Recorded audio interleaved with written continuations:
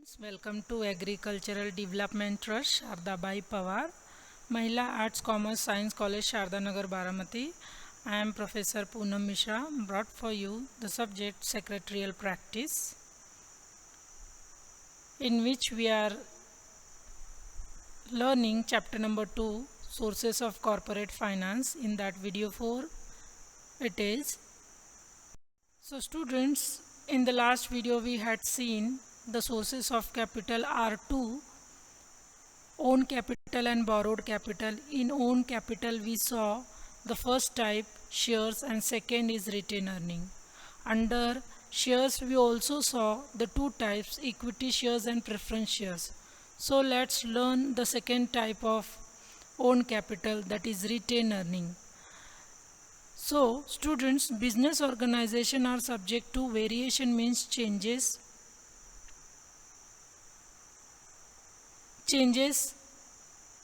in the earning, in the profit, means every year company does not earn the equal profit.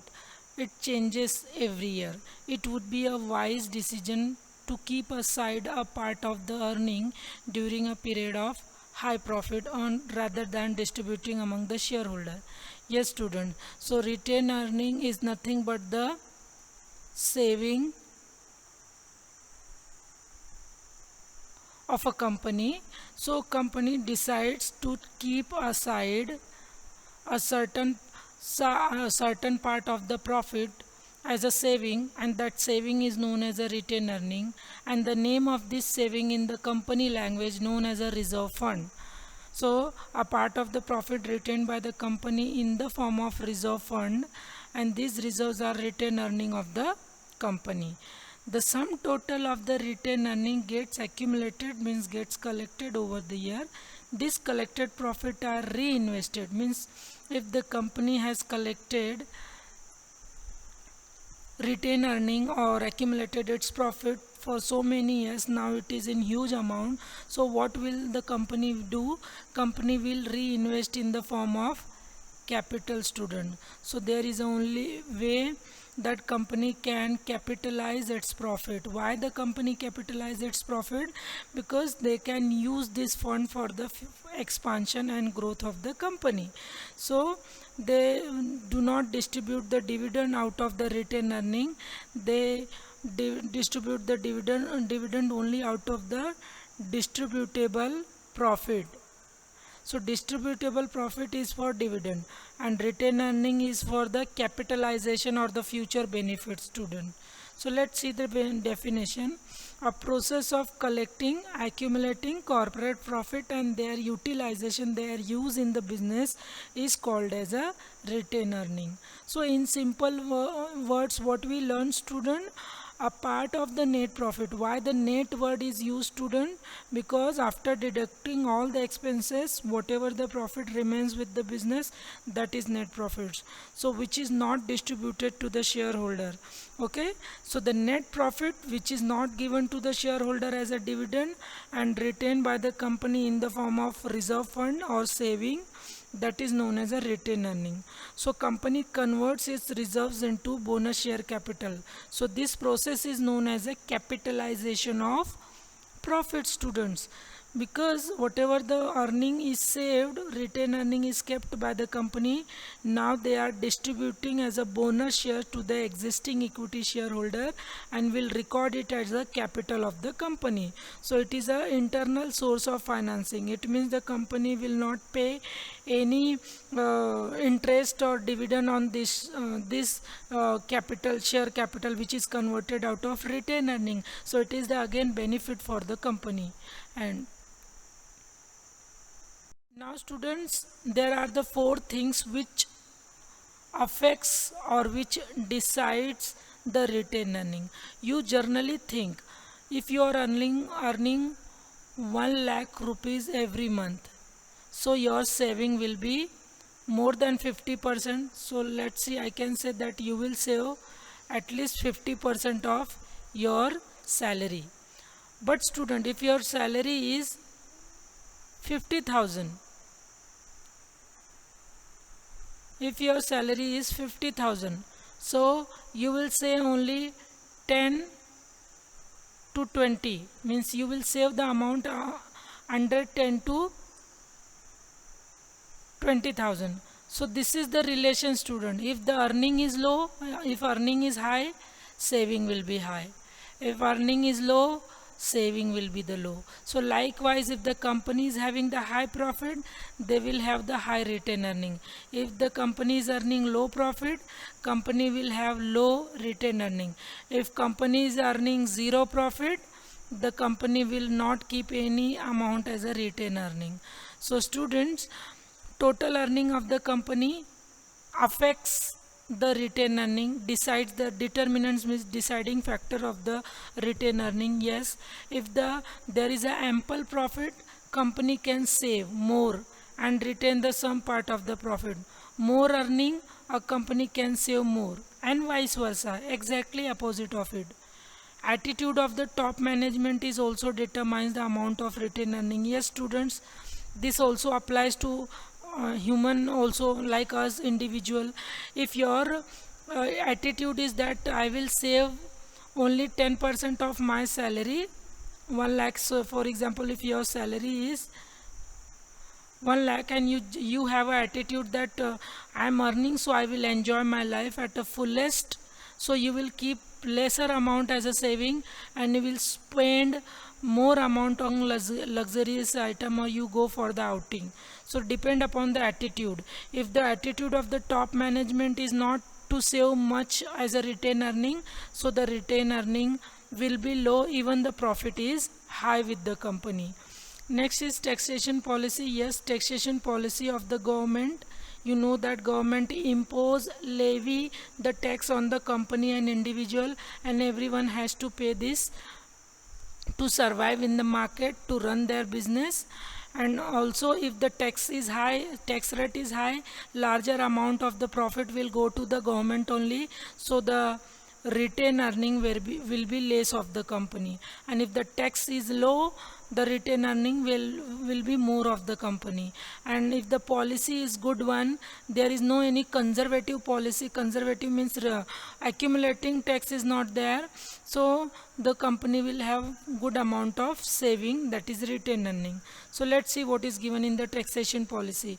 Taxation policy of the government is also an important deciding factor, determinants of corporate saving. If the taxes levied are at high rate, company cannot save much of the profit in the form of reserve. Okay, if the high rate of tax is there, low reserve will be there. Low rate of tax is there, high reserve will be there. Dividend policy. If a policy of the board of director regarding the distributing the profit as in the form of dividend is conservative dividend policy, so they have a good needed for having good accumulation of the profit, but this policy affects shareholder as they get the dividend at the lower rate. Okay students, so dividend policy, if the company is following the conservative dividend policy, means they conserve, they prevent the dividend rate, they prevent the dividend rate or give the very less rate of dividend to the shareholder. So most part of the much part of the profit will be left for retain earning. If the dividend policy is conservative, retain earning will be high. If the dividend policy distributive, so retain earning, of course the saving will be low. So this is the dividend policy which also affect the retain earning. Next is government control. Yes students, so how much the government controls the organization also decide the profit and retain earning. If the government having so much control, so much regulation imposing on the company, and company is not free to take the decision for the company's profit or benefit, so at that time the profit will be low, and again the retain earning will also be low. So let's see, a government is a regulatory body of economic system of a country. Its policies, rules and regulation ensures that the companies work as per the government regulation. So company has to formulate its dividend policy according to the government rule. So in that case, if the government rule is good, then the retain earning will be high. If the government control is not in favor of dividend, the retain earning will be low. So this is the 4 factor which affects the retain earning, students. Now let's see the second source of finance, that is borrowed capital. Now until now till now just we have seen the sources of own capital, that is shares and retained earning. In shares we saw the types of equity shares and preference shares. So now students, this is the borrowed capital. So let's understand what is borrowed capital. You already know this, students. Only own capital is not sufficient to carry on all the business. You know that all our saving is not sufficient to meet all the requirement and need in future. So sometimes we have to take the loan from the bank or any friend or relatives. So likewise the company also have some problem. They want to do some new, they want to expand the business. At that time the share own capital is not sufficient to meet the need. Okay, so own capital in this time is not sufficient, so the company will go for the borrowed capital. So what is the rule for the borrowed capital? It is a supplement of borrowed capital, is a supplement of own capital. So along with the own capital, borrowed capital are used by the company. A private company may exercise means use. Okay, so a private company can use its borrowing power immediately after the registration, means incorporation of the company. However, public company cannot use its borrowing power immediately after the incorporation until it secures means they get the certificate of commencement. Commencement means starting. Commencement means starting, students. Okay, so when the public company will get the commencement certificate, at that time they can go for the borrowed capital. So let's understand the first meaning, first type of borrowed capital, that is debenture, which is known as a debear in the Latin word. And the meaning of debear is to owe, to take a loan, to take a credit. According to debenture is a loan. Accordingly, debenture is a loan borrowed by, taken by the company by issuing what? Debenture certificate.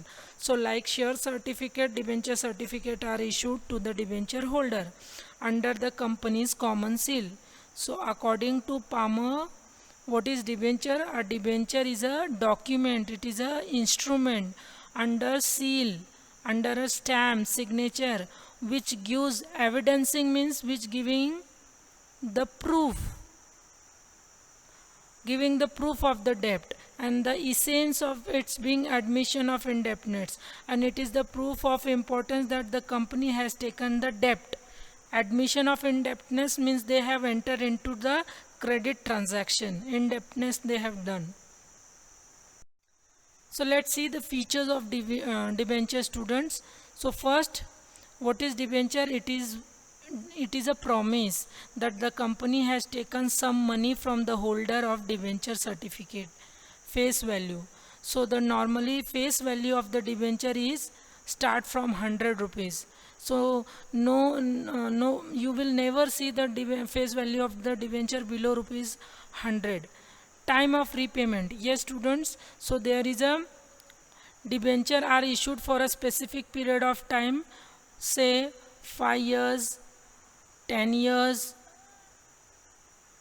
5, 10 or till 25 years it is being issued by the company. So it will be repaid after the maturity date. So debenture are issued with the due date stated in the debenture certificate. So due date is already mentioned in the certificate, and the principal amount means the initial amount which was given by the debenture holder will be repaid on the maturity date. Say if 5 years is there, so it will be repaid after 5 years. If it is after 25 years due date is there, so it will be paid after 25 years. Next, priority of repayment. Yes, debenture holder gets the priority because they are the creditor, they are not the shareholder or owner. So creditors get the first priority in respect of getting the interest and payment of capital. So debenture holder have a priority in repayment of debenture capital over other claimant of the company. Other claimant means other creditor, other shareholder, all the claimant debenture holder have the first priority. Assurance of repayment, yes, debenture certificate is a surety that the repayment will be done on the due date. So debenture constitutes. So what is the meaning of constitute, students? It means includes.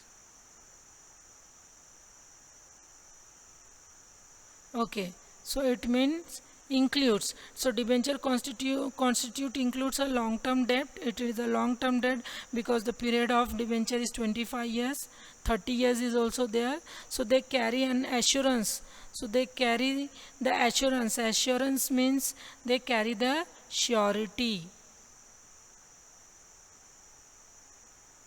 They carry the surety of repayment on due date. Next is authority to issue the debentures. So who has a right to issue the debenture? The board of directors, who are elected by the shareholder of the company, they have authority to issue the debenture. Status of debenture holder, like a person who purchased the share is a shareholder. The person who has to give some amount in future to the company is a debtor, and the person who give the credit amount to the company, he is the creditor. So debenture holder is a creditor of the company, since debenture is loan taken by the company and interest will be payable at the fixed rate on that, and on fixed interval, and it is redeemed also on the due date. So the status of debenture holder is a creditors. Yes, students, since we know the voting right are only given to the equity shareholders, they are the real owner.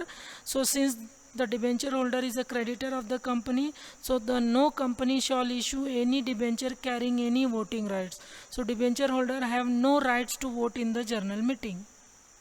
Next, security. Security, we can say charge. Also the another word for security is mortgage, गहाण ठेवणे. Okay, so students, security means security of debenture means debentures for the debenture which asset of the company are kept on mortgage.